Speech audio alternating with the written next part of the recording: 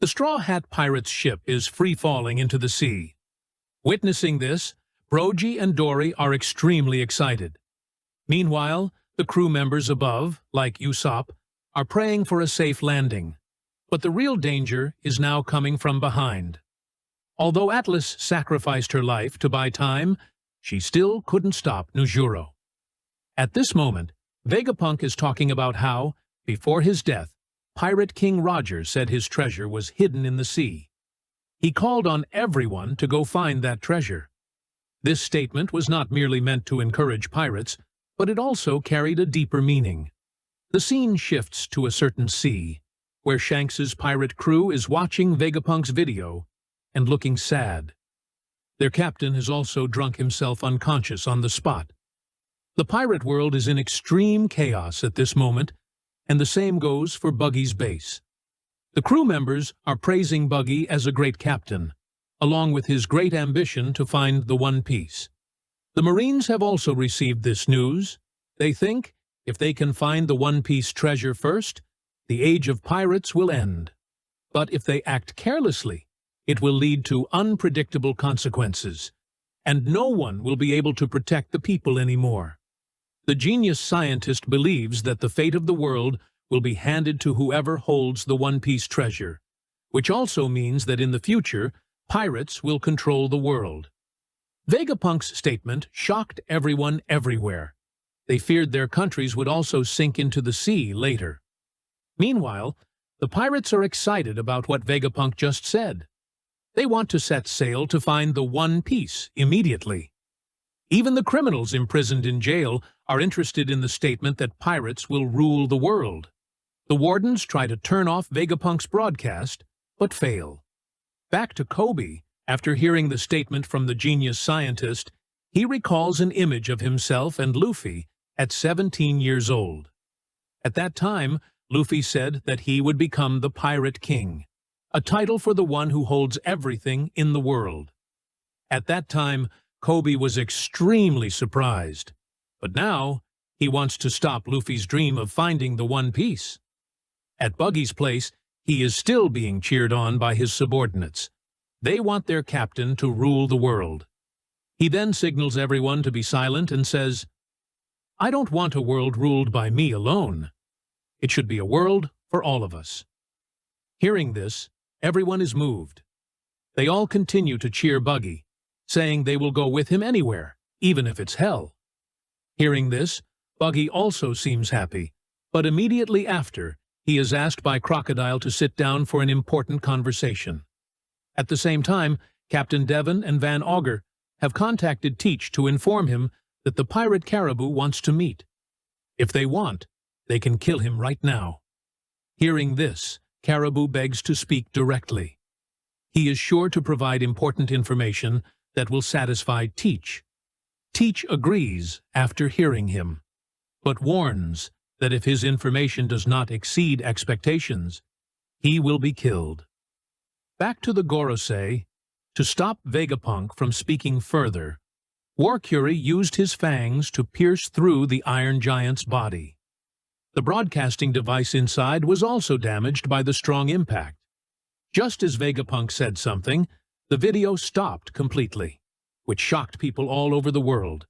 They were eagerly awaiting what this scientist was about to announce. Everyone implicitly understood that something bad had happened.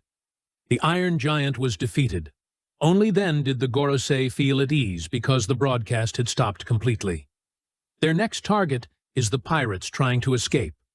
Saturn, despite being beaten to a pulp by Bonney and Luffy, can still recover. Above, Nusjuro is gradually approaching the Straw Hat Pirate's sunny ship. Nami and Usopp are very afraid of that giant monster. They ask Zoro to do something to stop the enemy from approaching. He also stood ready to fight. The Iron Giant apologized to Joyboy for not being able to help him. Luffy, behind him, also asked if he was okay. He thought the Iron Giant was mistaking him for someone else because Luffy's current appearance was very similar to his old friends. The Iron Giant looked sad that he couldn't help Joyboy become king, then asked what Luffy's name was. He replied, "I am Monkey D. Luffy, the man who will become the king of the pirates." Hearing the D in Luffy's name, the Iron Giant laughed and immediately stood up to continue fighting. Meanwhile, the Gorosei were now targeting Brogy and Dorry's pirate ship. The giant pig also intended to trample the enemy in front of him, but the Iron Giant activated the secret weapon hidden in his body. From his damaged arm, he pulled out a knotted rope, and immediately that knot was untied. Along with that, a huge amount of energy was released throughout the world, and all the marine soldiers were knocked unconscious. Luffy realized this was Conqueror's haki, and the Iron Giant thanked Luffy for helping him recall old memories. Therefore, he didn't want Luffy to die here, and Conqueror's haki continued to erupt, defeating all of Luffy's enemies. Even the Marine Vice Admirals couldn't withstand it, and collapsed. Sanji and Frankie stood there wondering who possessed such immense haki power. A power so strong that it caused the Gorosei pain. They couldn't maintain their monster forms, and 3 of them were sent back to the Holy Land, unable to do anything. The head of the world government, known as Im, also showed anger, realizing that the Conqueror's haki belonged to Joyboy. The Straw Hat Pirates' ship then landed safely in the sea, and Luffy was relieved to see his crew unharmed. Usopp and Chopper cried tears of joy, praising Jinbei as the best helmsman. Nami breathed a sigh of relief, and then asked where the giant monsters had gone, and Luffy said he didn't know either. Dorry and Brogy were also shocked that the Iron Giant could use haki, even though all the crew members were safe. However, Edison and Atlas had to sacrifice themselves to protect them. This made everyone sad. Currently, only Saturn remains on the island, and after being attacked by Conqueror's haki, he appears extremely exhausted. Saturn approached the Iron Giant to find out why it could use haki. At this moment, old memories emerged. He was called Emmet by Joyboy, and that year his friend had predicted that he would die. So he sealed his haki power into Emmet's body, because even if he died, the Iron Giant would still exist. At the same time, he instructed him that whenever his life was in danger, or he wanted to save someone's life, he should untie the knot within him. Joyboy said he would save him even if he himself died. Emmet was very happy to hear this, because even if Joyboy died, he would still exist within this body. And so, he would no longer feel lonely. After recalling this memory, the Iron Giant also stopped functioning. Following the eruption of Joyboy's haki, the entire marine force and the Gorosei collapsed, rendering them unable to pursue the pirates any further. Everyone shouted and cheered for this victory. To be safe, Dorry asked Luffy where those giant monsters had disappeared to, but Luffy just seemed excited about the Iron Giant's Conqueror's haki. Luffy praised that power as amazing for knocking out all the marines and monsters in the blink of an eye. Receiving this news, Brogy and Dorry finally felt relieved enough to sail their ship away from the danger zone. They estimated that the Iron Giant's haki was even stronger than Shanks.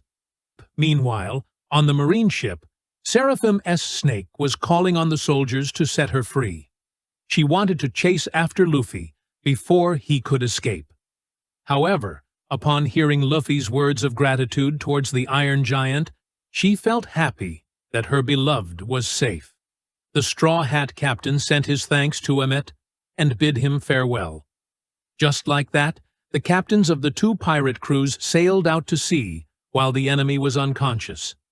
Their destination was Elbaph, the homeland of the giants.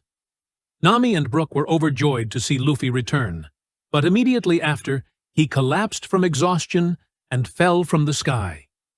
Chopper and Usopp ran to greet their 2 masters. Usopp said he missed Dorry and Brogy very much.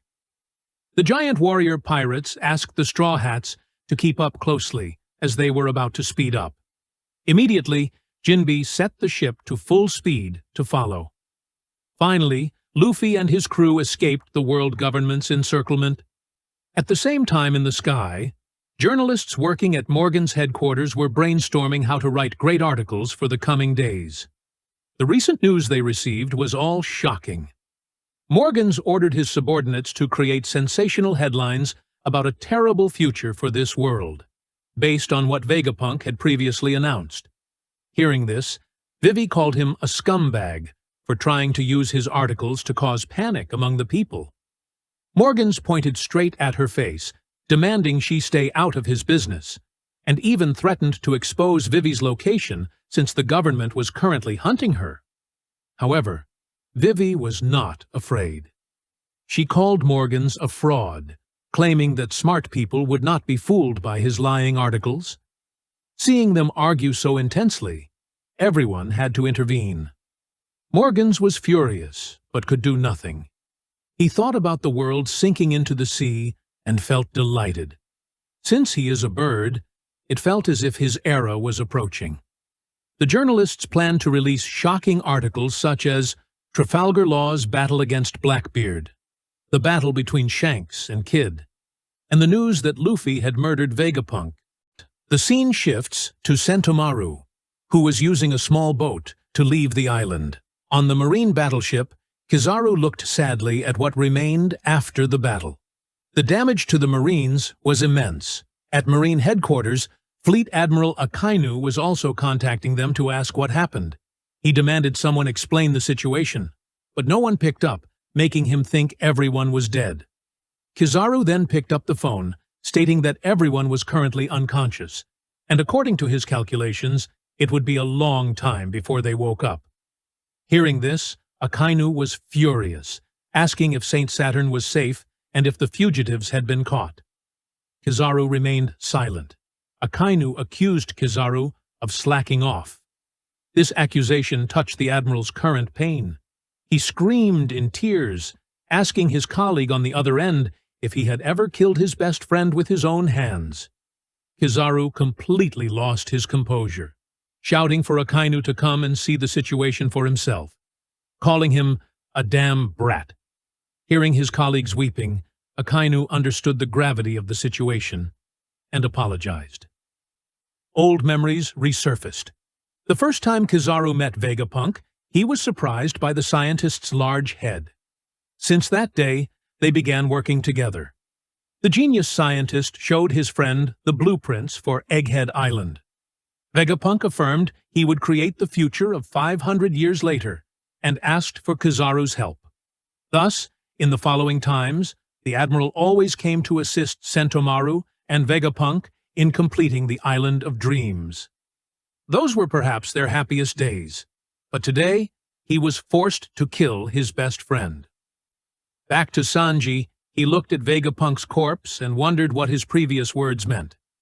It turned out that when they went to rescue Bonney, Vegapunk had asked everyone to leave him behind and not save him. He wanted to die there.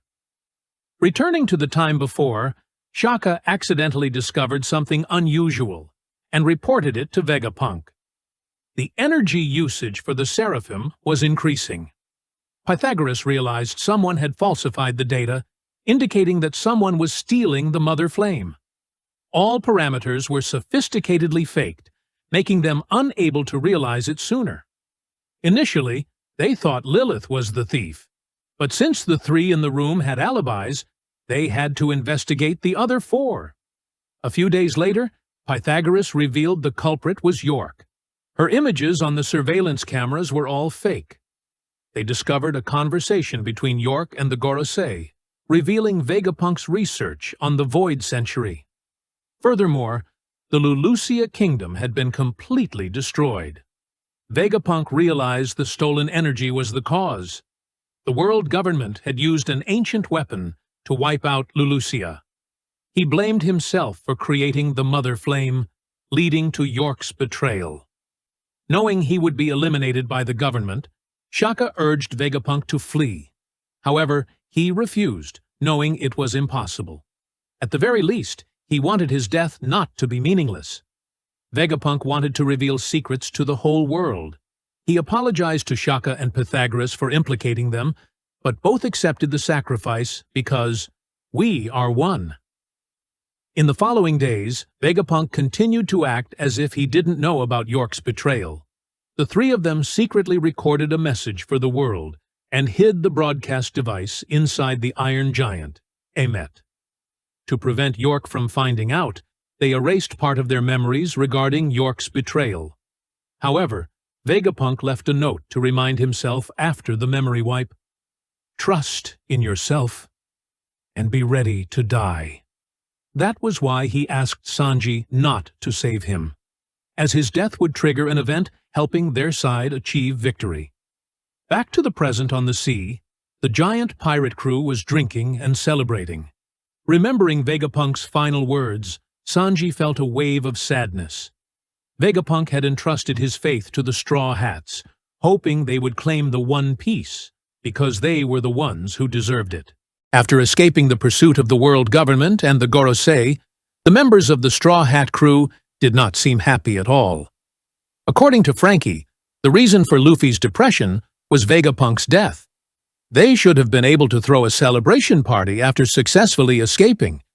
They had promised that scientist they would get him off Egghead, but that mission had failed. Frankie felt frustrated. He thought fighting the Gorosei and Admiral Kizaru was impossible. Not to mention the Navy had support from the Seraphim and many battleships. The fact that the whole group could escape that hellish island was already a miracle. Back on Egghead Island, after being knocked unconscious by Joyboy's haki, the Navy soldiers still hadn't woken up. Lucci and Kaku returned to the ship with bodies full of injuries. When subordinates asked where Stussy was, Lucci replied that he had killed her. Inside the meeting room, Saturn was telling the vice admirals about securing the necessary resources. These included York, Vegapunk's power plant, and most importantly, the Mother Flame. However, they had let Luffy and Bonney escape. Even with 9 vice admirals present, they couldn't do anything. They wanted permission to chase the Straw Hat pirates to Elbaph. However, Saturn objected. He thought the real failure was Vegapunk's broadcast. He himself had never imagined what terrible things would happen if that broadcast wasn't stopped. Furthermore, the Iron Giant had helped the pirates escape. About 200 years ago, when Emmet was defeated, the world government originally wanted to destroy the Iron Giant. However, it was Saturn who hid it and kept it for research, believing that research on the Iron Giant would bring benefits to the military. Yet since then, Emmet hadn't activated even once. But today, the Iron Giant actually saved Luffy. At this moment, a vice admiral spoke up asking about this failure. He wanted to know if Vegapunk's words were true. That question made Saturn furious. He immediately used haki to punish him, knocking the vice admiral unconscious on the spot. Meanwhile, at York's location, she realized something was unusual and ran to check the Cloud Island.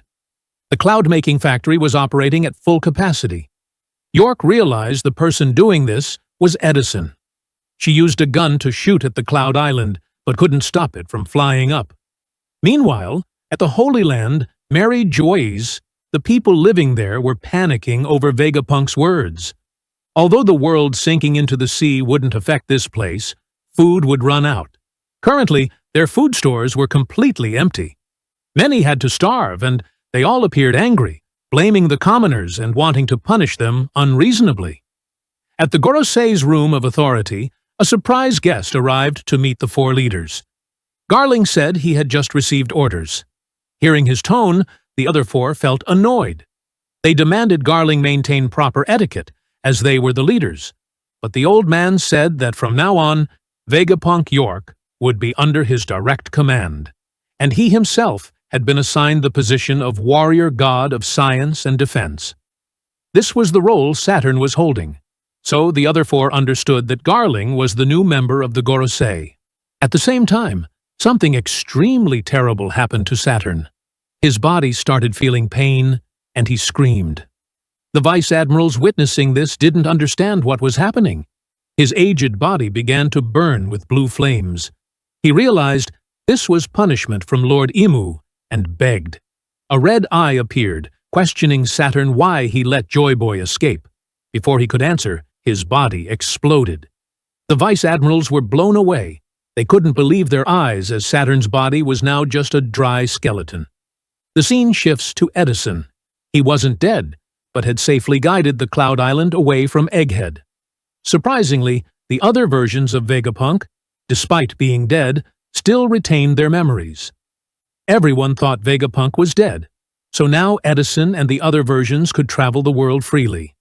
To keep memories of everyone, he attached their body parts to himself. The result was this new form. Atlas laughed because Edison used her left arm and Pythagoras's right arm, while the torso was taken from Shaka. The scene shifts to the headquarters of the Revolutionary Army. The people here were also fearing the future where the world sinks into the sea. They discussed the ancient weapons that caused a great war in the past. The person who obtains the One Piece will become the Pirate King and possess the power of the ancient weapons once again. Their mission is not to let that happen. From this, Sabo also understood why the celestial dragons live in the Holy Land, Mary Joy's. Furthermore, they used slaves to build massive structures over the past few centuries. This proves that what Vegapunk said is the truth, and the world government had prepared for the world sinking long ago. Dragon thought he must quickly resolve matters. Soon people would begin fighting over safe lands that the seawater cannot reach.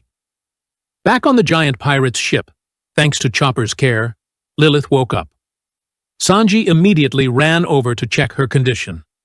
At that moment, Lilith's earpiece transmitted a sound. It was her friends inside Edison's body. Seeing her surprised look, Sanji explained they were currently in a giant's room, so everything was huge. He also broke the sad news that they couldn't save the other Vegapunks besides her. Atlas was the one who knocked Lilith out. According to Nami, that was a good way to save her life. Lilith said she just received a notification about everything, so they didn't need to worry. The girl then cried loudly, but immediately after appeared happy and demanded something to eat. Chopper suggested eating the fruit available on the table. Lilith climbed down deep in thought. Her head was no longer connected to York, so she wouldn't be tracked. Brook then told her that Luffy was acting very sad after Vegapunk's death. He was eating while shedding tears out of remorse, talking about having promised Vegapunk to get him off the island safely, but failing to do so. Chopper said his captain was deeply mentally hurt, to the point of not eating meat and only eating fruit. Lilith laughed upon hearing that and announced good news. Actually, the deaths of the other Vegapunks were only death by their definition. In reality, they still existed inside Edison's head. Upon learning they were all alive, the other members were astonished.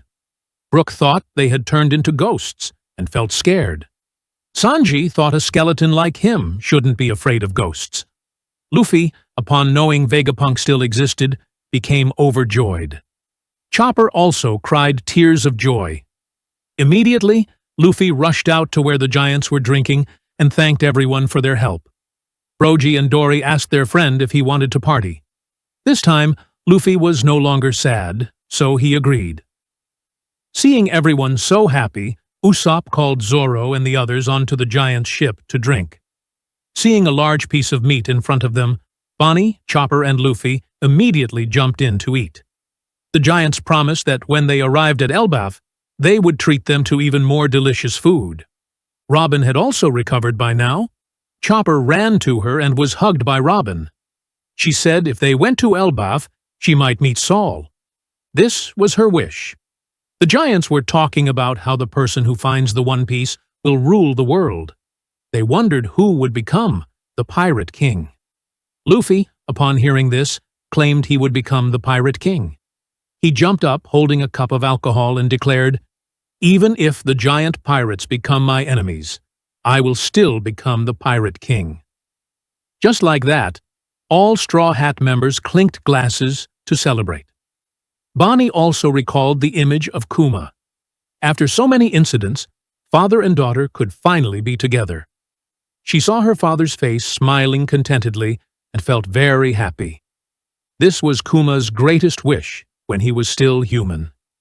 He wanted to set sail with his daughter just like this. And so, Their ship proceeded toward the homeland of the giants.